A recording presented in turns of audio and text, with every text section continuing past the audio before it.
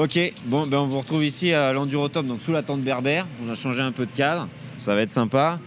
Du coup, on se retrouve avec Loris Gubian. Comment tu vas, mec? Eh ben ça va, écoute, impeccable. Content d'être ici, de faire un peu d'enduro, ça va être cool. Ça va être cool. Bah carrément. Bon, après un peu d'enduro, la semaine dernière, tu nous as fait une belle perf à l'Icaterre, c'était cool, non? Ouais, c'était cool. C'était un peu la découverte, tu vois, pour moi. C'est une bonne étape de franchie. Carrément.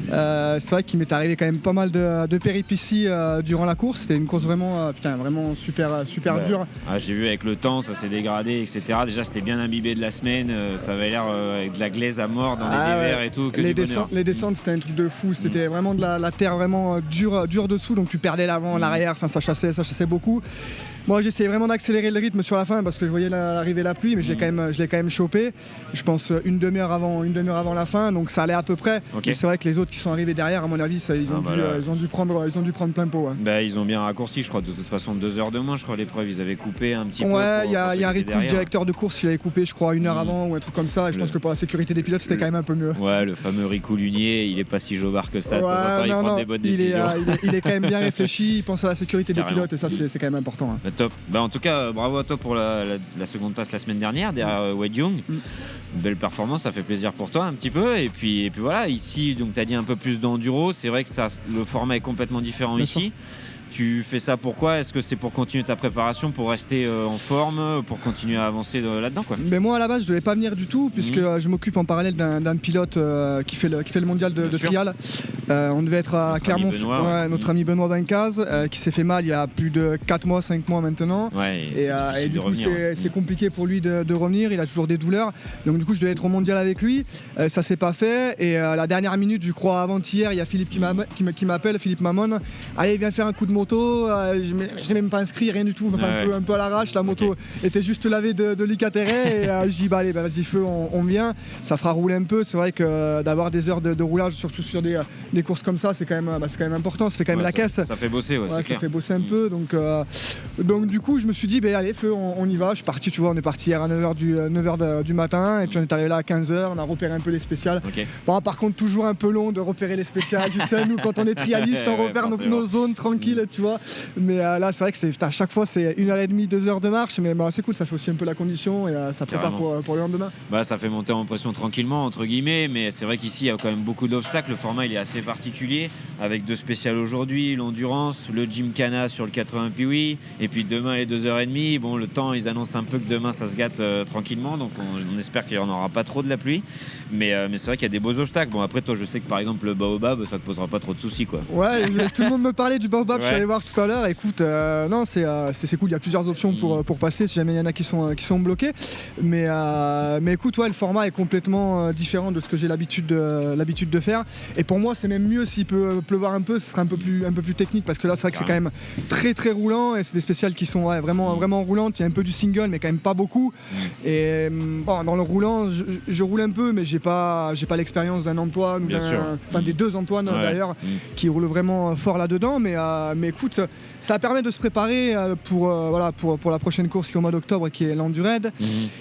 Et d'être un peu plus polyvalent, et puis de choper un peu de vitesse, c'est toujours bien. Ouais, c'est sûr qu'après, on va dire qu'entre guillemets, le défaut des trialistes quand ils viennent sur l'enduro, c'est qu'il manque un peu de vitesse. Mais après, c'est sûr qu'au niveau technique, il y a rien à redire, c'est sûr et certain, bien au contraire. Mais ça fait progresser, ça fait voir d'autres horizons. Et puis voilà, c'est sûr que je sais bien que t'es pas forcément le plus rapide dans le roulant, mais je sais que des endurances t'en as déjà fait, t'as fait pas mal de choses, donc tu continues à progresser, donc c'est bonhard. Voilà, je me suis quand même pas mal entraîné cet hiver. Enfin, c'est vrai que j'ai quand même passé pas mal d'heures sur la moto. J'ai bouffé beaucoup d'extrêmes. Franchement, j'en ai vraiment bouffé pour me faire vraiment le fond et la caisse. Yes. Mais tu vois, à Lick où je gagne devant tous les pilotes en spécial, alors que c'était pas prévu du tout. Je pensais pas du tout pouvoir gagner. Ça faisait plus de 6 ou 7 mois que j'avais pas mis les roues dans une spéciale. Donc au final, les trialistes sont pas trop la vitesse, mais finalement je m'y suis retrouvé un peu et du coup ça m'a fait ça a été une bonne journée. À la fin je termine premier, mais voilà, sur des spéciales un peu plus typées vraiment cross et ligne, où c'est vraiment droit et il faut vraiment aller vite, là c'est vrai que j'ai un peu plus de mal. C'est vrai que c'est pas beaucoup technique, mais Mais comme je dis, je viens là pour rouler, pour progresser, pour engranger un peu du roulage et pour les autres épreuves, ça va être cool. Et puis te faire plaisir un petit peu aussi, c'est pas du luxe. Ça me faire plaisir. Puis c'est vrai que ça faisait 2 ans qu'on n'avait pas eu de course, que moi je n'avais pas fait de course depuis l'Allée Extrême, j'avais rien fait du tout. Ouais, donc ça commençait à faire, ouais. Ça commençait à être très long, il y a tout le monde qui s'impatientait, mes sponsors, tout, parce qu'on savait pas ce que j'allais faire. Donc tout le monde était un peu sous tension si tu veux. Et moi un peu pareil, la première course d'extrême, Licataret, je sais même pas où je vais. Découverte pour moi totale. Bien sûr, belle découverte. Voilà, belle découverte, pas de programme, rien du tout, même pas de point spectacle où tu peux aller voir un peu, que dalle, parce qu'il y avait les Covid qui nous embêtent un peu tous.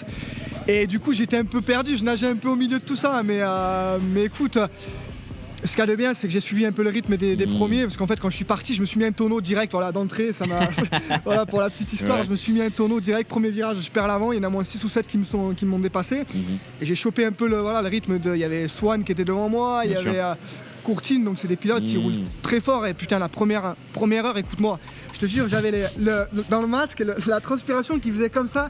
J'écoute-moi bien, je dis si la course c'est comme ça pendant 6 heures, je vais pas terminer à coup sûr. Tu vois. Donc voilà, pour la petite anecdote, mais voilà, c'est toujours bien d'engranger un peu du roulage comme ça. Bah carrément, en tout cas j'espère que ce sera un bon week-end pour toi.